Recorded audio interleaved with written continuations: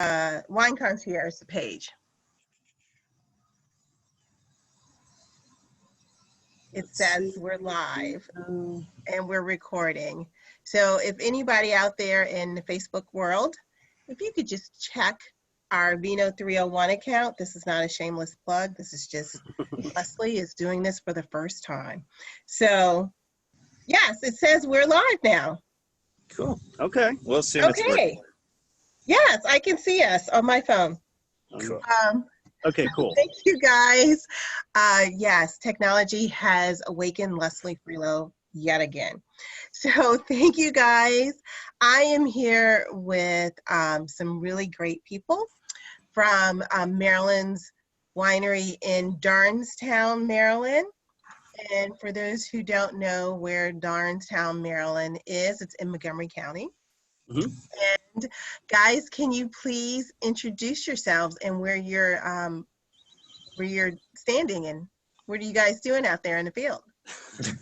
Yeah, so I'm Roy Kane. This is Brian Nicolosi, two of the sales managers here at Windridge Vineyard, standing right in front of the official Windridge Vineyard site. It's actually our youngest vineyard. We've got 3 total. This one was planted 2 years ago. Spring. Yeah, this would be its 3rd harvest. Yeah, so time flies. We also have our Chamberson Vineyard, which is, I hope nobody gets motion sickness, right over that way. Hopefully you can see it. Yes. Technology. So that's where we grow all of our Chamberson grapes, mostly sustainably grown. That was planted in 2013. And then we have another vineyard site off of Sugarland Road that's got the Bordeaux varietals, Petit Verdot, Merlot, Cab Franc, Cab Sauv, and then Chardonnay and Chardonnay? Chardonnay as well. Yeah. Chardonnay. Yeah. So wow. That was in 2010. That was the original vineyard site. I think it's just under 29 acres total. You may hear some animals in the distance. So at that neighboring vineyard site, there is also an animal sanctuary. So you'll occasionally hear. Oh, I can hear, yes. Yep. You have a very good mic. Way to go, Apple. So all kinds of stuff over there. And there's a little bit of sawing and construction going on too. We're working on our new tasting room that should open up hopefully by July of this year. It's going to be tasting room in the front and then winery in the back. Right now we're operating out of a solar powered open air tasting pavilion, and then all the wine is made up at our main farm office in Frederick, Maryland, right outside of Adamstown. Technically it's like right on the border.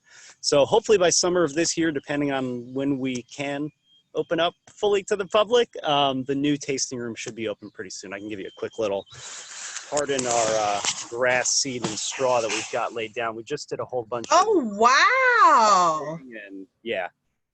So we're getting there. Wow. But yeah. Well, yeah, when I was there, I think I was there in February. Mm-hmm. And like it was just the skeleton. I think just the studs were up then. So that is, yeah, that's a lot of progress. It's beautiful. It's snapping together pretty quickly now. Starting to get some drywall up. They've got the frame of the tasting bar in there. I don't think they've really moved a whole lot of the winery equipment down just yet. But yeah, we're still thinking June, maybe July of this year, it should be opened up. Oh, that's nice. So for those who aren't familiar with Windridge, you are about, what, maybe 20 minutes from Sugarloaf Mountain? Yeah, if that. So we're about 20 miles, pretty much as the crow flies, northwest of DC. And then, yeah, about 20 miles south, I guess, of Sugarloaf. So we're kind of between Frederick and DC. Okay. Right on Route 28, Darnestown Road. So if you're coming from Gaithersburg, go past Quince Orchard and the Kentlands and that whole area, and then it's like 10 or 15 minutes up on 28. It's beautiful. It's absolutely beautiful. Gorgeous spot. Yeah, it's gorgeous. It's funny because, you know, you're really close to DC. It's just hard to imagine like this area is the country and the sweeping escapes there to be so close to DC. You don't realize it when you're driving on 28 and you just get off of 270 and you're in the hustle and bustle. And then once you come up the driveway, the plot really opens up quite a bit. I forget how many acres we're sitting on. It's about 45 acres 45. here. So it's a lot. And the sunsets come down right over the vines, pretty much right behind where we're standing right now. So in the summertime, we've got bands out here. We have food trucks serving everybody. And you just watch the sun come down, have a glass of wine. It's pretty awesome. How long have you guys been open? July, I want to say 17th of last. Okay. Not even a full year yet. Okay. That's pretty cool. I mean, it's so interesting, and I tell people this all the time. You talked about that you were planting in 2010, and this is 2020. And so just all of that time, like, this just does not happen overnight. Even though you make it look like it does, it just doesn't happen overnight. So that's not if you want to be an estate winery. Right. Right. Growing our own stuff. It's definitely been a long, so Robert and Kathy, two of the owners, it kind of just started as a passion for them. That original vineyard site is actually like right on their property, and it started off as just, we really like wine. They come from a family of farmers. They've been farming in the area for I think like 50 or 60 years, for decades and decades, but just really loved wine, really loved the whole craft of growing grapes, and started off selling grapes to other winemakers in the area, selling juice to them, but then eventually, just reached a point where they said, we've got some pretty good stuff. Maybe we should play around with it and do our own thing. And so 2017 was our first full vintage, and just took it from there. Had a really nice, we still have our Cabernet Franc, the Seneca Red Blend. The Chardonnay from 2017 right now is drinking beautifully. But yeah, it's one of those things. You can't just decide overnight, hey, I think I'm going to open a winery tomorrow. Let me just go do that. Right. It takes a lot of time. It does. It really does. It's like being a rock star that was discovered overnight, but they've been doing it for 20 years. Exactly. Yep. Totally. Yes. Yeah. Well, thank you so much for agreeing to participate today, and then also in our Pink Revolution event. We are interviewing Elizabeth Gabay, and she wrote the rosé. I don't know if you guys can see this. Oh yeah. So she is master of wine, and she lives in France. And she is the president of, you probably knew this, but I did not know this. There is a Rosé Society. And they have an annual competition, and really they are the shepherds of rosé. And I just think that is just so amazing, because rosé is no longer that transition wine between winter and summer. It's all year round. I love that more men are drinking rosé. They ask for rosé. They're secure in their pink hood. Real men drink rosé. Exactly. Oh, yeah. I will say this is one of my like classic bachelor food pairings. You can do, I always say, pink wine and pink food. You can do a nice salmon or a charcuterie plate, or pulled pork is really nice, but hot dogs and rosé. Really? Delicious. I'm gonna have to try that. Preferably Nathan's or Sabrett's. It's got to be like some good hot dogs. Yeah. I'm gonna have to go to the store and get some hot dogs. So good. And try that. Perfect for Memorial Day weekend. Exactly. It is. It definitely is. So like I had mentioned, I was there in February, and I had the rosé, and actually I did the full tasting, but I took home a couple bottles of the rosé. It was just so memorable. And then when I saw her book, I was like, I'd love to feature a Maryland wine during this. So I thought of you guys, and at the time, I had the 2018 rosé. And then, Roy, you and I chatted, and you were like, if you like the 18, you'll love the 19. Like, you guys are probably a little younger than me, but years ago there used to be, there we go. It is. There you go. That Primo commercial. Like if you like Giorgio, then you'll love Primo. So the 2019 is definitely the Primo. And I think you said it best, that it is very provincial. And it did remind me when I was in Provence, like all of the rosé that I had there, I just loved it. So can you tell us a little bit about the 2019? Yeah. Would you like to talk more about it? Yeah, sure. So again, going along with that Provence stylization, there is some subtle herbaceousness to it, which the Provence rosé certainly take a hold of. Everybody thinks of the herbs de Provence. They certainly tie that in with their wines. We have a little bit of that going on with this vintage. Strawberries off the top. Again, we do a whole cluster pressing, so the gravity naturally presses out the juice. So it gets some nice coloration after about 24 hours. And it's really expressing some, again, bright strawberry, watermelon notes. And it's right off the bat. You don't have to dig for it. When you get the glass up to your nose, it's there immediately. It is. Mm-hmm. And it's fun. So we were just talking to the winemaker this morning about the differences in the blend. And the 2018 was about 75% Chamberson, harvested early. It's actually one of the few red grapes that gets a little bit of color from the juice. Most of them, all the colors coming from the skins. So 75% Chamberson, and then the rest was like a Saunier bleed. So kind of you get just a little bit of a press, a little bit of the color out, and then you bleed off some juice from our Bordeaux varietals that went into our newest red blend encampment. So Merlot, Petit Verdot, Cab Franc, and Cabernet Sauvignon.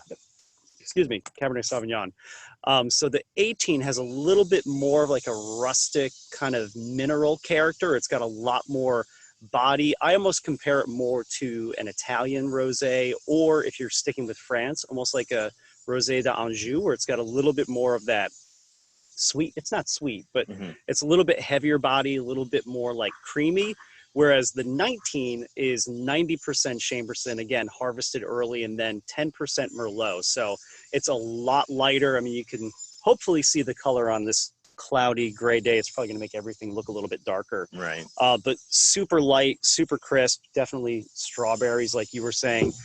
Just really clean, really like it's that classic style that people are looking for in rosés nowadays. So. Yeah, not heavily viscous at all. Just, we couldn't be happier with it.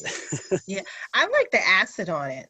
Like it's not overwhelming, but it definitely, it's like, oh yeah, like you can feel it. It's It makes you want to take another sip as soon as it does. Mouth-watering. It is definitely mouth-watering. And it's funny too that the Chamberson is so pronounced in it, because you don't get the typical Chamberson notes on there. Like you don't get a whole lot of anise on there, what have you. It's just very clean, fruity, but not overwhelming when you have it. So I applaud you guys. Way to go. Thanks. We'll tell Nick. I think he's hiding. Winemaker's hiding somewhere. Yeah, winemakers don't really like to be on camera. Oh, it's okay. It's an industry standard. Yeah. Exactly. He's hiding in a cave somewhere.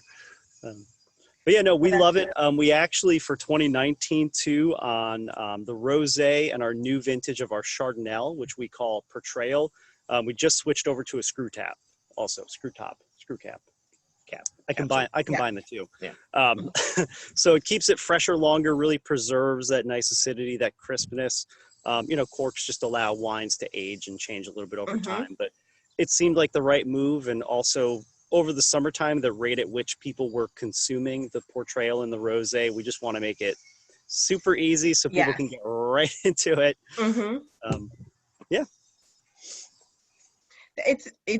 It's really good. And for those who aren't familiar with our event on Saturday, May 23rd, we are featuring this rosé, and Elizabeth is going to review the rosé and discuss the rosé. And so you still have time now to, the event, first of all, let me say it's a free event, but if you would like to sip along with us, you can get a bottle of rosé, one of our Vino 301 glasses, and a corkscrew, and we will deliver it to you. So please make sure you check it out on the Vino 301 website or on here on Facebook. And definitely make sure you check out Windridge. You guys have curbside pickup now? We do. We're doing curbside pickup. We're also offering free local delivery for Montgomery, Carroll, Frederick, and Howard counties. Okay. But we also can ship within the state of Maryland. Excellent. Not DC and Virginia yet, but we're working on it. Yes. Yes. I won't go into my personal issues with that. But I think, and you know, we've talked a lot about the rosé, but they make amazing reds too. So, and you make the Chardonnay, which is starting to become more popular in tasting rooms Big now. time. Yeah. It's especially in Maryland. I think it's a grape that grows really well in Maryland now. So I've seen it around, and I think we'll probably see it around more. What do you think? It's perfect for the climate. So I was helping out with harvest last year, and we were doing Chardonnay and Chardonnay on the same day. And it was like for every one cluster of Chardonnay we got, there were 5 or 6 clusters of Chardonnay. Wow. It was like you'd clip one and then another one would just bloop, take its place. It's really hardy down here, so you get great yields. Pretty fungal resistant. It's definitely frost resistant. So it's originally, it was designed by Cornell University back in 1953. It's a hybrid of Saval Blanc and Chardonnay. And I'm glad that, kind of like Chamberson, people are learning how to embrace the natural characteristics of the grape. So I moved to Maryland in 6 years ago, I think. And then before that, I was living in upstate New York. So a lot of the same kind of varietals and winemaking methods. And one of the things that I saw continuously with Chamberson and Chardonnay was people treating it like, you know, treating Chamberson like this big Bordeaux varietal, treating the Chardonnay like the more classic, either California or like Burgundy style Chardonnay, in that they were just throwing all this oak at it and just drowning out the flavor. And No. you know, Yeah. Chamberson's light and fresh. It's got a really nice acidity. Same thing for the Chardonnay. It has a lot of great, crisp, tropical fruit characteristics.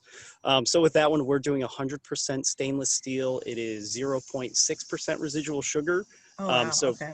just off dry. It's kind of our answer to a Pinot Grigio or a Sauvignon Blanc. So yeah, I think a lot more winemakers are playing around with it, and some doing that traditional oak aging style, some going more in our direction of embracing the stainless and keeping it nice and crisp and fresh. Yeah, it's exciting. It's an exciting time for Chardonnay. Yeah. I'm excited for it. I can't wait. Well, I don't want to hold you guys up any longer, but thank you so much for joining Thank you, this Leslie. Facebook Live with me and helping me overcome my technology issues. And Did great. we'll chat with you on Saturday. See you guys Sounds good. Saturday. See you Saturday. All right. Take care. Bye-bye. Bye, guys. Bye-bye.